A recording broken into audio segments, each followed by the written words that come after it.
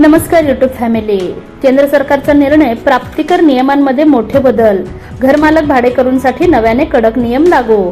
चला तर कोणते आहेत हे कडक नियम ते आजच्या या व्हिडिओद्वारे आपण सविस्तरपणे जाणून घेणार आहोत. जर तुम्हाला रिअल इस्टेट व्यवहारांबद्दल संपूर्ण माहिती हवी असेल तर आमच्या युट्यूब चॅनलला सबस्क्राईब करा आणि नवनवीन व्हिडिओ अपडेट्स मिळवा. सबस्क्राईब करा आणि तुमच्या रिअल इस्टेट नॉलेज मध्ये भर घाला.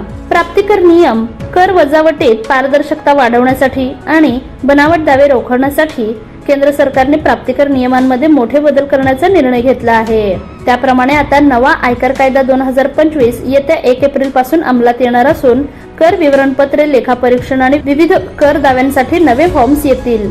नव्या तरतुदीनुसार कर वजावटीचा दावा करताना भाडेकरू आणि घरमालक यांच्यातील संबंधाची सविस्तर माहिती द्यावी लागणार आहे.